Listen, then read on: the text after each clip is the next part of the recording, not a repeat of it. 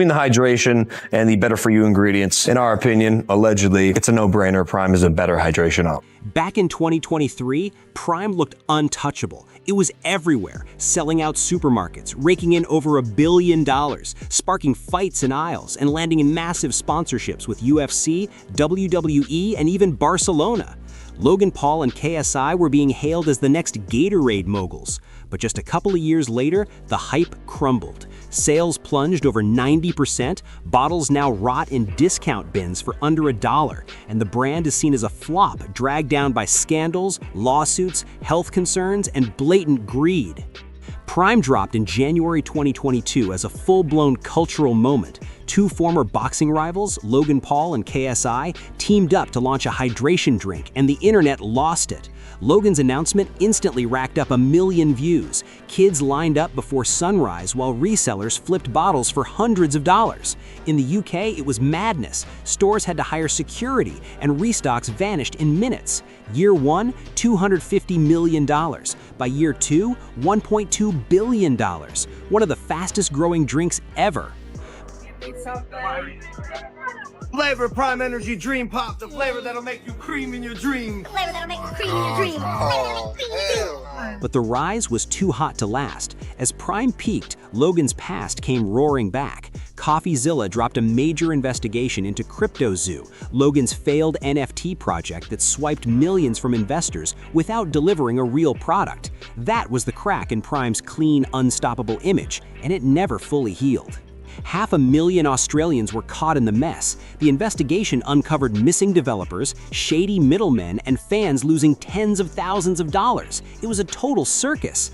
Logan Paul had spent years trying to clean up his image after the Japan forest scandal, and in just 1 month, it all came crashing down again.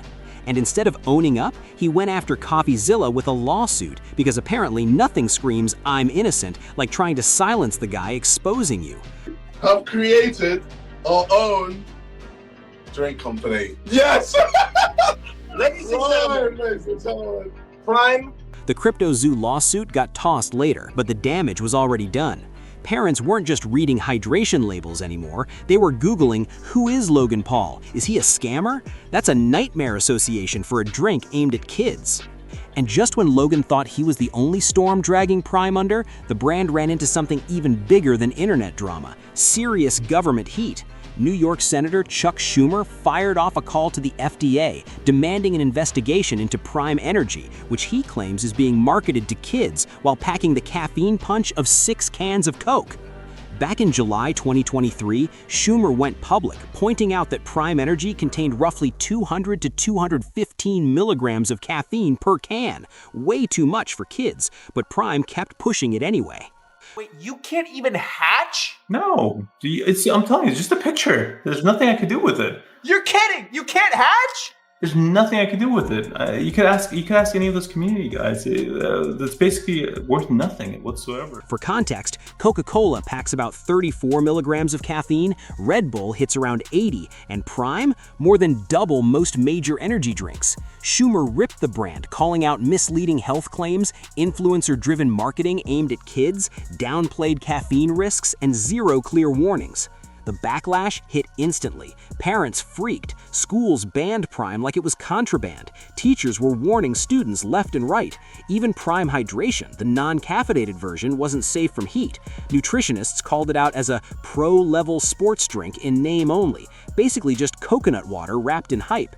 And when Gordon Ramsay tried it and said it tasted like drinking perfume, the internet basically dropped the final hammer. Almost overnight, the drink that once flipped for $100 bottles couldn't even move at $2. Health concerns went mainstream, and schools started cracking down hard. Australian schools banned it, British schools banned it, and the US followed suit. Teachers didn't want kids jittery from 200 milligrams of caffeine bouncing off the walls and failing to focus. Prime went from being the cool kid drink to the drink that could get you in trouble. Here is that the product has so much caffeine in it that it puts Red Bull to shame. But unlike Red Bull, it is specifically targeted. The advertising campaign is targeted at kids under 18. I'm releasing a letter this morning asking the FDA to investigate Prime for, number one, its claims, Number 2, it's marketing aimed at kids.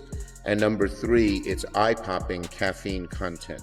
In a desperate move to save face, Logan Paul and KSI teamed up with Mr. Beast to launch Lunchly, a kid-focused product. But instead of quieting the critics, it only made them louder. The hype had turned against them, and Prime's image was stuck in the scandal lane fast and hard.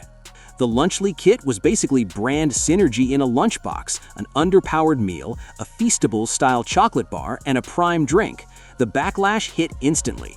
Dan TDM slammed them, accusing the team of exploiting kids for profit, and his tweet went viral within hours. Then Dr. Mike broke it down, exposing the numbers. Each Lunchly meal had only around 230 calories, while a normal kid's lunch should clock in at 600 or more. To get enough energy, a child would need to eat 3 kits, at which point they'd be drowning in sodium. The internet exploded, and Prime's kid-friendly image went from hype to total disaster in one tweet storm. Prime's downfall wasn't a mystery or bad luck, it was the predictable fallout of hype, greed, and lost trust. What started as a massive cultural moment, powered by Logan Paul and KSI, quickly spiraled once the cracks started showing. The drink blew up thanks to influencer power, kids' obsession, and artificial scarcity, but that same audience became its biggest weakness. When the hype faded, there was nothing solid to keep fans loyal. It's like swallowing perfume. What is that? Things got serious when health concerns hit the mainstream. Prime Energy's extreme caffeine levels grabbed the attention of parents, schools, and even US lawmakers, leading to school bans across multiple countries. Suddenly, Prime wasn't the cool drink anymore, it was the drink teachers confiscated. Meanwhile, nutritionist experts called out Prime Hydration as delivering hype with almost no real sports performance benefits. Then came the reputational nukes. CoffeeZilla investigations dug up Logan Paul's CryptoZoo scandal and KSI's XCAD pump and dump, making the founders look like crypto scammers rather than trusted brand owners. Even if these scams weren't directly tied to Prime, public trust collapsed fast, especially for a product marketed to kids. Recovery attempts backfired. The Lunchly collaboration got slammed for exploiting kids, shipping underpowered meals, and even sending moldy food. Lawsuits stacked up, from unpaid suppliers to the US Olympic Committee claiming trademark misuse. By 2025, sales cratered. Profits dropped over 90%, and bottles that once flipped for $100 were rotting on shelves for under $1. Things got even messier with Kevin Durant. Prime put out bottles with his Olympic branding without paying the IOC, sparking lawsuits. Coca-Cola, the official Olympic sponsor, also took legal action after Prime allegedly mimicked Olympic-style branding, trying to look like an official Team USA drink. That move summed up Prime's entire problem, chasing attention instead of building legitimacy. The fallout from Lunchly only added fuel to Prime's burning reputation. Parents weren't just upset, they were furious. Social media lit up with threads dissecting every detail, from the tiny portion sizes to the sugar content, the misleading marketing, and the shocking caffeine levels in the accompanying drink. Nutritionists and educators joined the conversation, warning that these products were not only inadequate for kids' nutritional needs, but could actively harm their health if consumed regularly. Memes, hot takes, and viral videos flooded the internet, each one hammering home the same point: Prime had crossed the line. Meanwhile, schools started sending notes home, alerting parents to keep the kits out of backpacks, and pediatric associations issued public statements condemning the partnership. Even celebrity allies began distancing themselves, careful not to be linked with the product now widely criticized as reckless and exploitative. The controversy snowballed, turning what was supposed to be a fun, innovative, kid-friendly line into a full-blown PR nightmare. Every attempt to spin the story, from glossy Instagram posts to influencer promotions, was drowned out by the chorus of outrage. Prime's brand, once synonymous with hype and cool factor, was now the poster child for corporate missteps and influencer-driven disasters. As the backlash intensified, Prime's financial numbers started reflecting the PR nightmare. Retailers slashed prices just to move stock, turning the once coveted bottles into clearance bin fodder. Fans who once camped outside stores or paid hundreds of dollars to resell bottles were now walking past empty shelves or leaving stores with bags of discounted cans. The influencer-driven hype that had built the brand in record time suddenly worked against it. Every post reminding the public of Logan and KSI's involvement felt like a punch to credibility. Even die-hard supporters began questioning whether the drink was actually worth the buzz, or if it had always been more about flash than substance. Lawsuits, government scrutiny, and viral critiques converged into a perfect storm, making it nearly impossible for the brand to regain trust. Prime's marketing machine, once unstoppable, was now scrambling to address criticism, clarify misleading claims, and defend itself from allegations of targeting minors, yet every move seemed to only amplify the controversy. By now, the cultural moment that had launched a billion-dollar sensation had collapsed under its own weight, leaving behind a cautionary tale of how fast hype can turn into public backlash.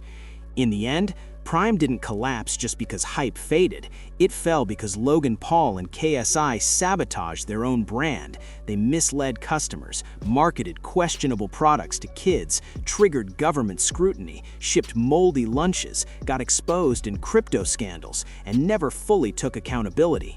Prime could have been a long-term empire, but instead, it became a cautionary tale. You can't build a global brand on clout, shortcuts, and scandals forever. Eventually, it all collapses. If you loved this deep dive into Prime's rise and epic fall, don't forget to like, share, and subscribe for more shocking celebrity stories and behind-the-scenes scandals.